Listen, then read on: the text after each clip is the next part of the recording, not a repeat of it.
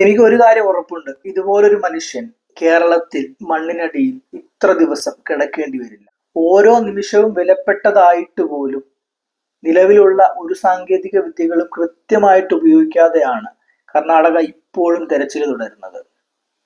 ആ മണ്ണിനടിയിൽ കിടക്കുന്നത് ലോറിയാണോ, അർജുൻ സഞ്ചരിച്ചിരുന്ന ലോറിയാണോ എന്ന് പോലും കൃത്യതയില്ല. സിദ്ധരാമയ്യ സർക്കാരിന്റെ വലിയൊരു പരാജയമാണ് ഇതിലൂടെ നമുക്ക് എടുത്തു കാണാൻ പറ്റുന്നത്.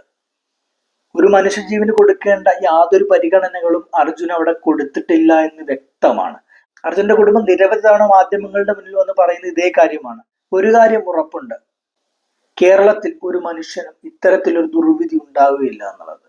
കാരണം ഇവിടുത്തെ മനുഷ്യർ അതിന് സമ്മതിക്കില്ല എന്നുള്ളത്. എത്രയൊക്കെ വർഗീയത പറഞ്ഞാലും, എത്രയൊക്കെ മതപരമായിട്ടുള്ള അല്ലെങ്കിൽ ജാതീയപരമായിട്ടുള്ള പ്രശ്നങ്ങൾ ഉണ്ടാക്കിയാലും, ഒരു ദുരന്തം വരുമ്പോൾ നമ്മൾ എല്ലാവരും ഒന്നിക്കും. അത് കേരളത്തിന്റെ ഒരു സ്വഭാവമാണ്.